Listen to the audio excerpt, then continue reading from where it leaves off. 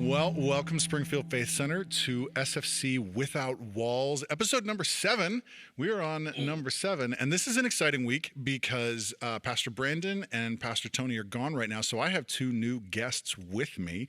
So for those of you who've been with us, my name is Daniel. I'm the associate pastor at church here, and joining me to my left is... I'm Bev Lenhart, and I lead the women's ministry team here. Yep. And on the other side? I am Matt Weimer. I lead the worship team. Yeah, and we are very excited. Go ahead. The peripheral stuff that goes with it. A lot of the tech computer, stuff, too. tech stuff, yeah. Exactly. All that good stuff. Yep, and I'm excited to have them with me today. They're going to join us for some of the normal conversations, but then we're going to get an opportunity to meet them a little bit better later on in the conversation for all of you guys who maybe don't know them very well yet. So let's go ahead and start like we do each week with the Beyond Sunday portion. And this is where we kind of look back to the message from the weekend and ask some further questions. So the one that we usually try to start with is from the message, what stood out to you or what stuck with you kind of memorably? I don't know which one of you wants to go first. I'll let you guys fight over it. So. Oh, go for it, Matt. All right. Well, Sunday, we had some technical issues with the live stream. Yeah, we did. So I actually had to go back and watch it this morning because nothing sunk in on Sunday. It was just scramble, and even second service, when we finally gave up trying to make things work, I was like, there's nothing going in. Mm-hmm. So I went back and watched it yesterday and today, and the thing that stood out to me was about how Paul is trying to he gets this gift from the Philippians, and he's trying to say, well, I appreciate this. This isn't what I needed, but I appreciate it. And he's trying to differentiate himself from the other preachers, the charlatans, I think that Brandon called them, that were preaching just to make money. Right. And it's what popped in my head was there's this Instagram feed that is called Preachers and Sneakers. And what it does is it takes pictures of different preachers and then it compares like what they're wearing to how much it actually costs to purchase it. Oh, interesting. And like a pair of sneakers is like $1,000. And you look at this, and some of these are really well known. I won't, go into which churches, but they're really well known churches. And you're going, I don't know if I'm okay with this. And I imagine that the Philippian church, as they're putting this gift together, is probably thinking, do we really want to support him? Should we give this much money to him? Is this too much? And, what's going through my mind is Paul's probably saying, like, I didn't need this. I appreciate it. I mean, he's the kind of pastor that you want, who is very appreciative of the fact that he gets to do this full time. He was a tent maker, right? Or was he a tent maker. But it stood out to me, the grateful heart that he had, that this he wasn't doing it to make money. He was doing it to spread the gospel. And, we've all been in ministry at some point.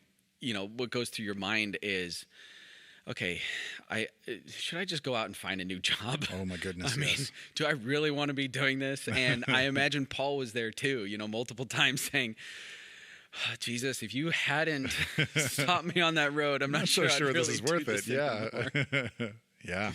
Yeah. Cool. But that heart of his was just... It was incredible. I'm going to go find that Instagram account now. I'm super curious. So, Bev, how about you? What stood out? What stuck with you? Well, for me, it was his talking about the Stoics, which that was one of the words he used, that were teaching for money and sharing their wisdom for money. And one of the things they were teaching was that self-sufficiency was a quality to be admired and emulated. And it struck me how in our world that is the same thing. Yeah. That self-sufficiency, doing it all yourself without any help, is a quality we think of as the highest form of excellence. And it's not. Yeah. It's really not. And the fact that the resources for my contentment don't come from within me. Right.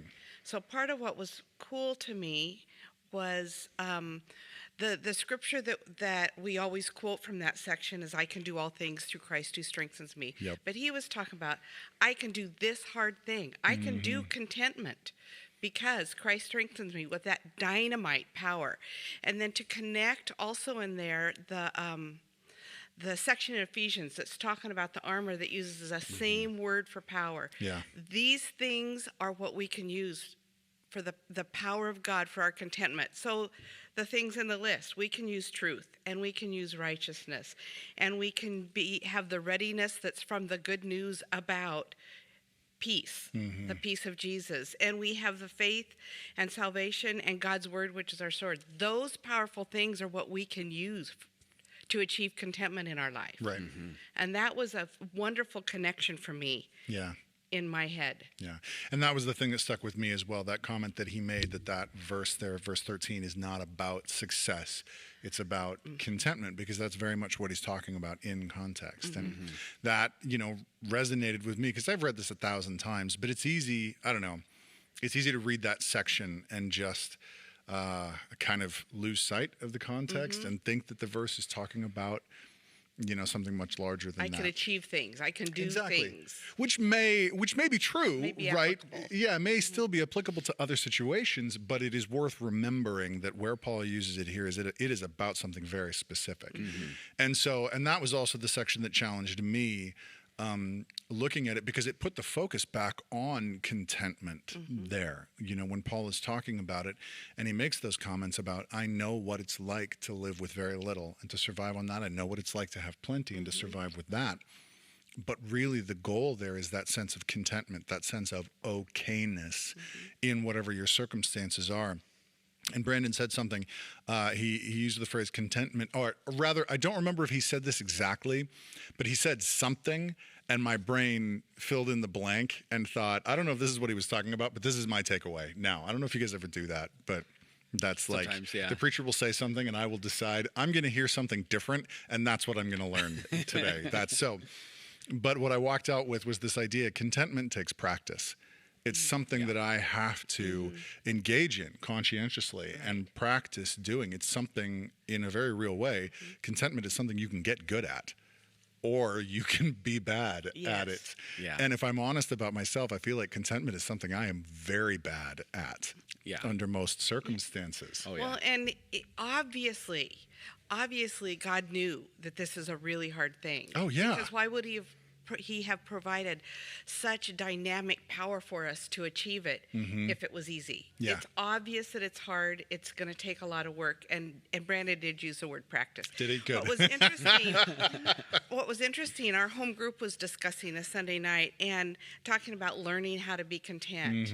And part of what we talked about was that practicing what that identity is, practicing the identity of contentment, and being secure in the position of Jesus in our life, that we can be content, therefore, in that identity. Because we don't have to be striving for something different than we are, or different than we have, or... And contentment is very much a spiritual practice. It's not just something that you're doing for the sake of mental well-being. It's something that resonates deep within your core, within the very depths of your soul. If we're not content, and most of the time, the way that I like to think of it is contentment is just being present with God, not needing something to influence that moment. It's just you and God. And I think most of the time, especially in America, when we have Netflix and podcasts to listen to and things that can constantly keep us distracted and never dealing with the issues that we have in our life, we think of contentment as having a break from reality. And what we typically feel as a break from reality is, I'm going to sit down and watch whatever show for be that. Be entertained. And we mix entertainment with contentment. And often contentment can be an absence of entertainment. There's a study going around that says the kids actually need to learn how to be bored. And when they learn how to be bored, then they actually understand how to deal with the emotions of not having enough to do. But as adults, we don't know how to be bored. We've learned to spend money on so many different things that we don't know how to do that anymore. Yeah, because it's tough to feel a sense of contentment with what I already have. And I think if I get this thing, then it will help me feel okay with myself. I will be content if I get this. I've been wrestling with this the last couple of days for myself, just because I've been in one of those emotional funks where that's been my train of thought. Like, I want something new. I want something, engaging. I'm going to go kind of mentally shopping and surf Amazon and look and see, is there something new that I can get? What's my wish list? I can justify I really need it. Exactly. Because it's easy to approach moments like that. And Matt, I like what you said a minute ago, and make the mistake of not seeing this as a spiritual discipline and thinking, this is just like a self-care or mental health. issue. Yeah, this isn't self-help. This is Right. a very core part of what it is to be in relationship with God. And that was what God did to me yesterday, because I was having some of these conversations with myself, and I was saying, all right, what do I want? What's on my wish list? What do I want to start looking for? And he asked me, he kind of cut into the middle of my train of thought when I didn't want him to, by the way. He was very rude. And God asked me, what's that going to do for you if you get that? How is that going to change your circumstances? And I thought, okay, well, honestly, it's not going to change my circumstances. It's going to give me something to focus on, something to be distracted by. And he said, so really, what would that do for you? And I thought to myself, and I thought, if I'm honest, it's going to make me feel better about myself. It's going to make me feel okay. And he brought me back around to what you were just saying.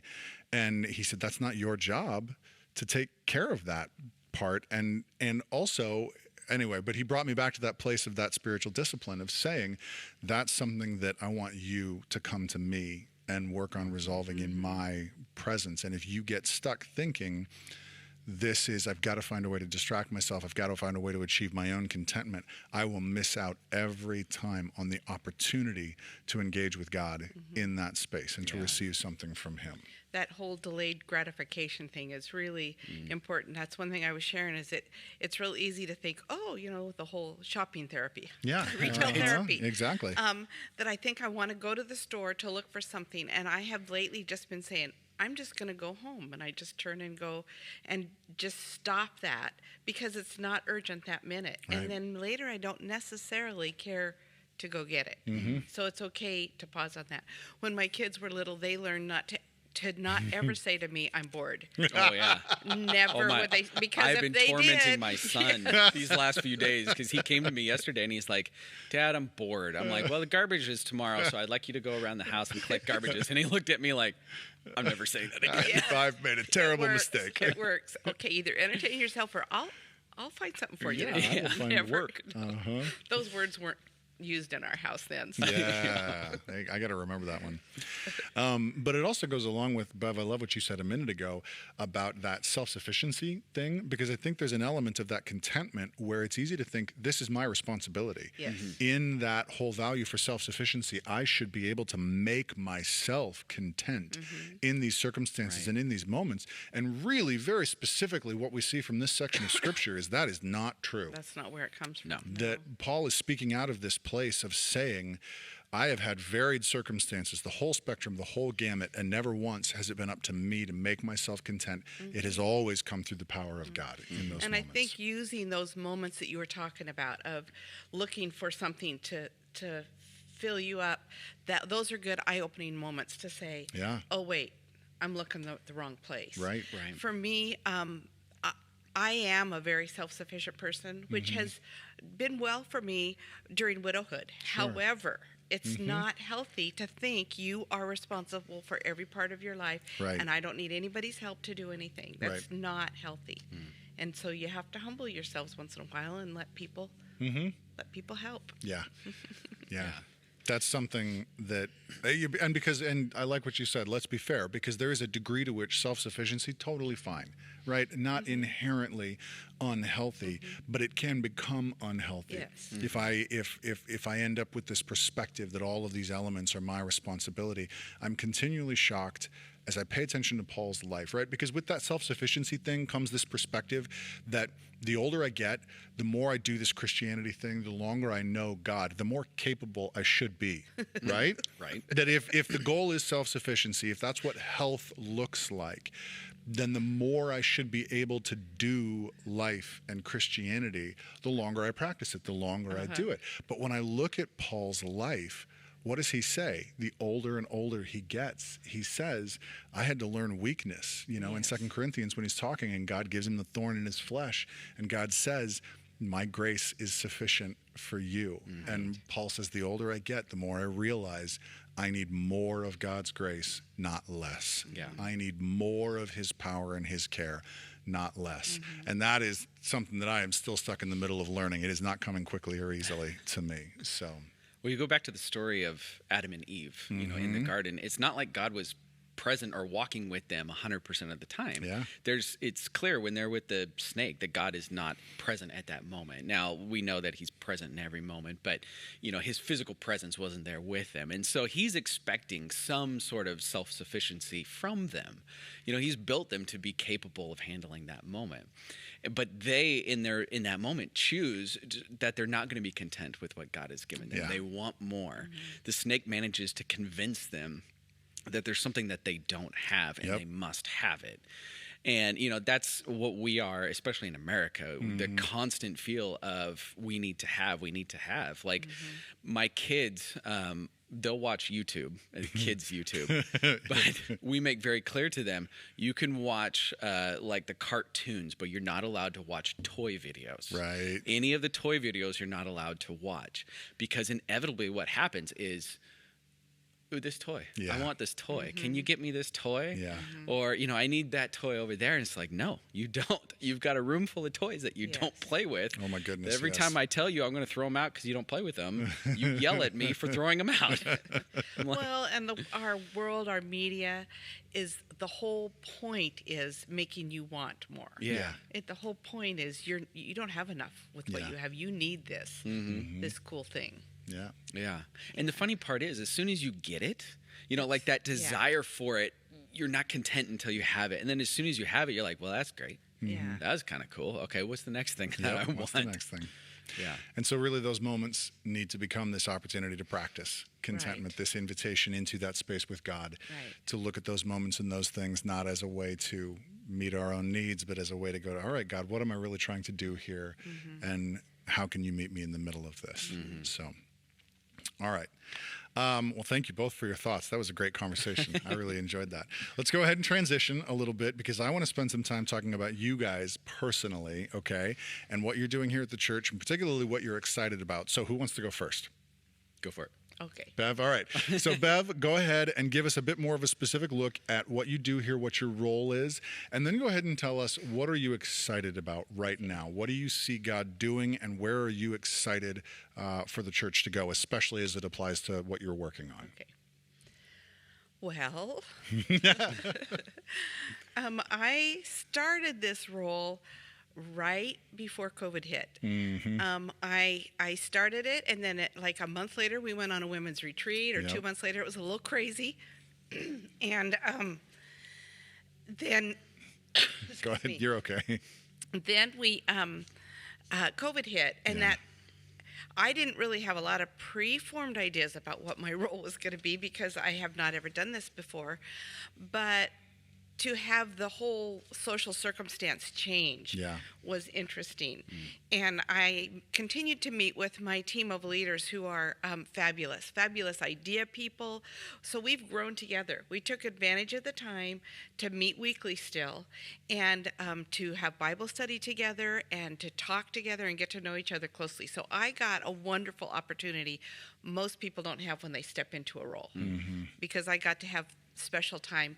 And through that, then we started brainstorming what we'd like to see, and we did a lot of note writing, taking the time to try to reach as many women in the church as we possibly could through writing notes. And we started the newsletter that goes out through email, and then we started planning events once we knew we could.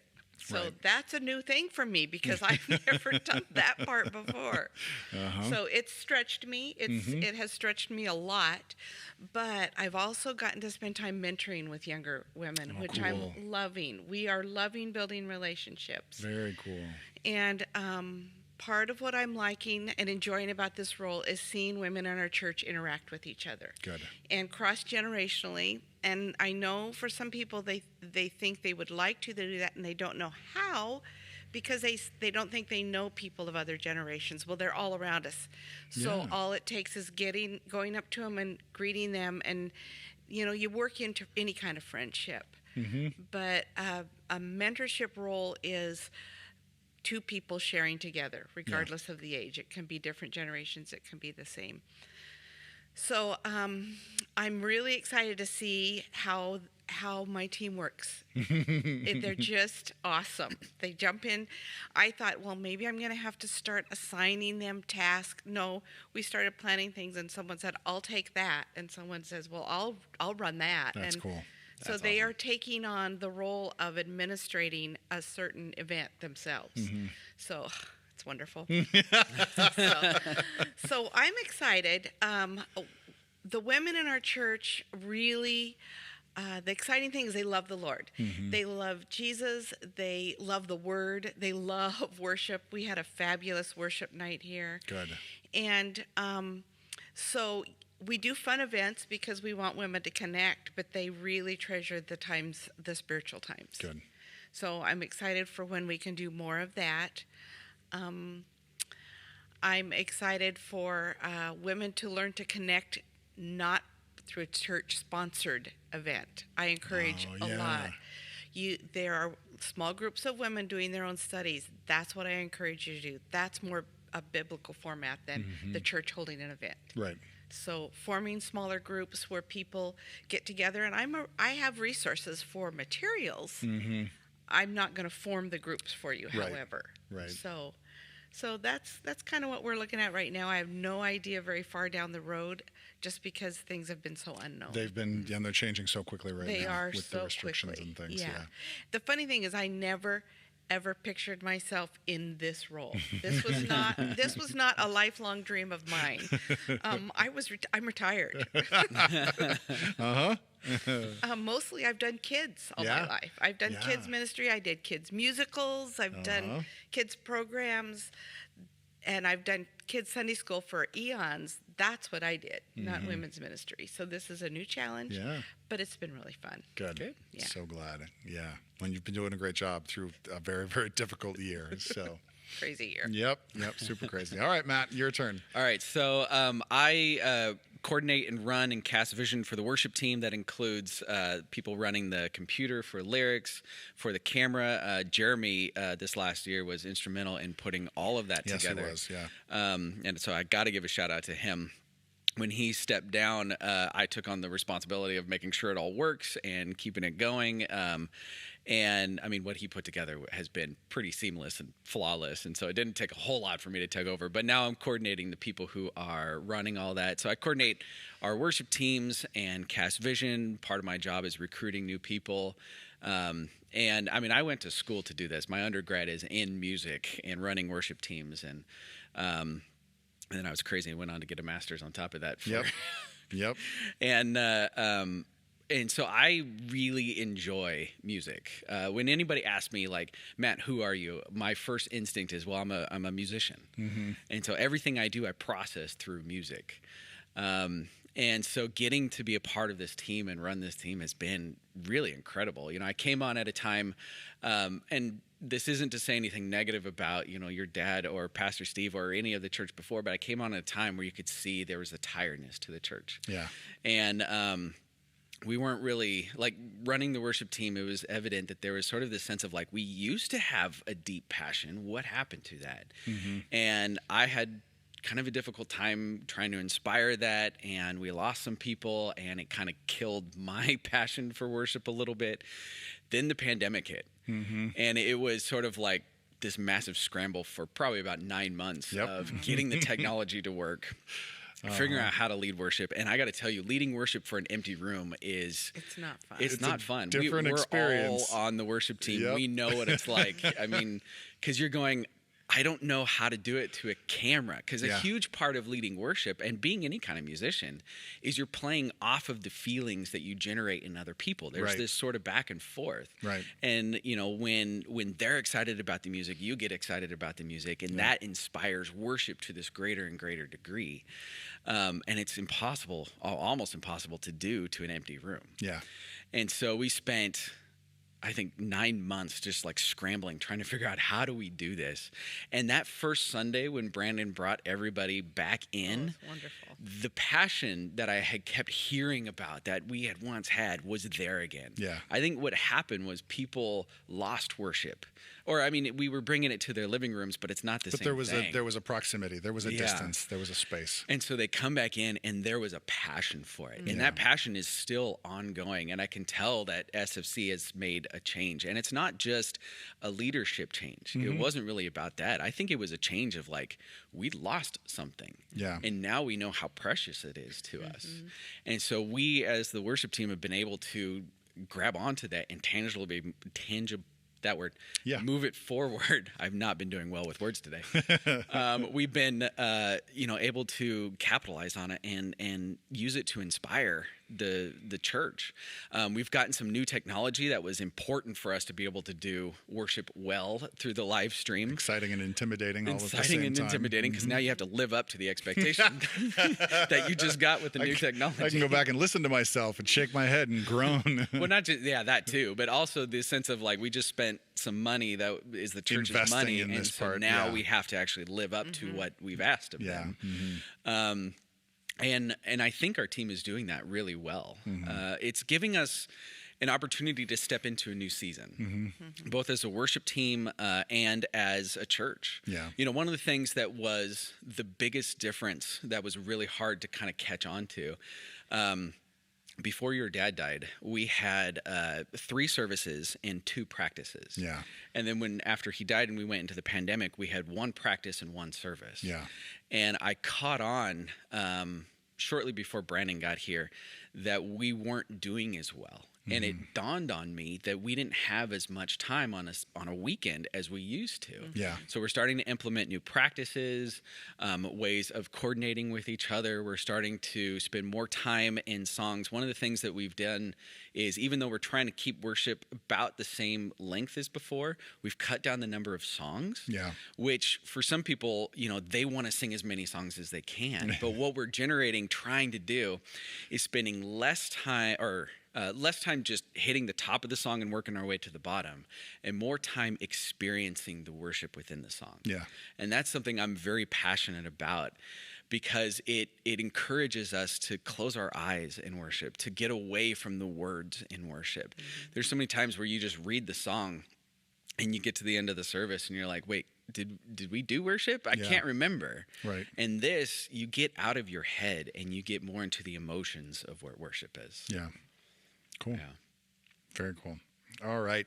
Well, thank you both for sharing. Thank you for being a part of what we're doing here. It's exciting to have you guys as part of the team and to see God working through you guys. So let's go ahead and transition to the last bit that we're going to talk about today. And it's been a couple of weeks since we've asked kind of a fun/silly question. So I'd like to end today with that. And I didn't realize how difficult a question to answer this was going to be until after I had sent it to you guys. And I started thinking about it for myself. But the question was, if you could choose any person from history to be your imaginary friend, who would it be and why? And what I discovered is that as I started thinking through this, I just assumed that it would be like, some sort of intellectual hero of mine from history. And then I realized I don't know that person is actually going to be a very good imaginary friend, because they're going to be with you all the time talking to you. So my first reaction, and I think I might actually stay with this one, was C.S. Lewis from me, because he's somebody that I've been very inspired by. But I also think that he would be good to have as an imaginary friend for conversations and things like that. So anyway. I went down like a 20-minute rabbit trail trying to answer this question, because the first thing that came to my mind was like, well, who's my heroes? Well, you've got like Blaise Pascal, you've got Plato, Socrates, Thomas Aquinas, you've got Mother Teresa, Teresa of Avila, all these spiritual mothers and fathers all throughout history, and then you got like Einstein or like Steve Jobs. I would not want him in my head. Yeah, and that's the problem, that's right? The thing. I respect this person. I don't want to spend all my time with them. Yeah, it's like I would love to sit down with you for coffee and pick your brain. Then I thought about it. I was like, well, an imaginary friend is what you create as a child because you don't have friends around you at the moment and your parents are cooking dinner or something and you're by yourself playing toys. And I'm like, I don't want that person in my head. I don't want that person to be fighting with me over toys. Who do I want in my head? And what I finally landed on, this is going to be kind of weird, was Augustine. Because he was so laid back and so chill. I know, right? But he's got such a breadth of experience. That's true. And he went through some really traumatic stuff. You know, his entire family died, and he was the last. His wife and kids died. But he had such an exploratory sense of theology. Yeah. Like, I don't think people realize how much of our theology, I think 1,400 years later, 1,500 years later, actually started with Augustine. And the questions he was asking. Yeah, exactly. And so I think the imaginary person would be him. And so I could sit down and be like, so what do you think about this? And what about this? And what about this? And then somebody, because I don't necessarily agree with everything that Augustine believed. And so it would be great to have somebody that I could actually argue with. Although he would win every time. He probably, lose every imaginary argument with your imaginary friend. I'm losing the imaginary argument with my imaginary friend. Bev, what about you? Well, I started thinking in terms of a friend. And I was thinking in terms of what people I like, what qualities I like in friends now. Yeah. And it's someone who I can just hang out with and relax and not do brainy stuff with. Yeah. Not do theology with. But who are interesting and make me laugh. And so I was thinking of my sisters because that's who my favorite people are. You've to hang got out pretty with. good sisters, yeah. So here's what I did. I literally went down a rabbit trail. I thought, okay, here's a quirky person, Beatrix Potter. She has imaginary friends all around her. Yeah. There's little animals. I think she had an awful life. Yeah. So that part would The be best sad. stuff comes out But of awful I thought life. she would make me laugh. She was weird. Yeah, there you go. She would make me laugh. We could have little adventures with animals and hang out in the garden. And okay, that's my kind of friend. There you go. My second person was more along those lines because my second person was Robin Williams. So that would have been good. So That would be crazy. It would be crazy. I don't know. Yeah, I would never You'd get to never be sleep bored. again. Yeah, exactly. So, all right. Okay, so the last thing each week we end with a bit of scripture reading. So from Philippians chapter 4, verses 10 through 13, it says this: "But I rejoiced in the Lord greatly that now at last you have revived your concern for me. Indeed, you were concerned before, but you lacked opportunity. Not that I speak from want, for I have learned to be content in whatever circumstances I am. I know how to get along with humble means, and I also know how to live in prosperity. In any and every circumstance, I have learned the secret of being filled and going hungry, both of having abundance and suffering need. I can do all things through him who strengthens me." Amen. Amen. All right. Thanks, Matt. Thanks, Yeah. Bev, for joining us. And thank all of you for joining us as well. Have a great day.